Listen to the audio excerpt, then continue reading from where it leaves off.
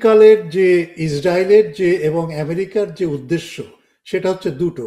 একটা হচ্ছে Abraham accord নামে একটা চুক্তি করা এবং সেই চুক্তিটাকে আরো অন্যান্য দেশকে অন্তর্ভুক্ত করা, এই মধ্যপ্রাচ্যের অন্যান্য দেশকে, বিশেষ করে সৌদি আরবকে এর ভেতরে অন্তর্ভুক্ত করা। আমি দেশগুলো পরে বলবো কোন কোন দেশ এই চুক্তির ভেতরে আছে, কিন্তু সৌদি আরবকে এর ভেতরে নিয়ে এসে ইসরায়েলকে অন্যান্য মধ্যপ্রাচ্যের দেশের সাথে একটা আর্থিক, বাণিজ্যিক, তারপরে সাংস্কৃতিক আদান প্রদান তৈরি করে ইসরায়েলের ভাবমূর্তিটা বৃদ্ধি করা এবং ইসরায়েলকে অর্থনৈতিকভাবে শক্তিশালী করার একটা পরিকল্পনা। এটা হচ্ছে অ্যাব্রাহাম অ্যাকর্ডের বা চুক্তির মূল উদ্দেশ্য। এটা হচ্ছে একটা লাইন অফ থিঙ্কিং।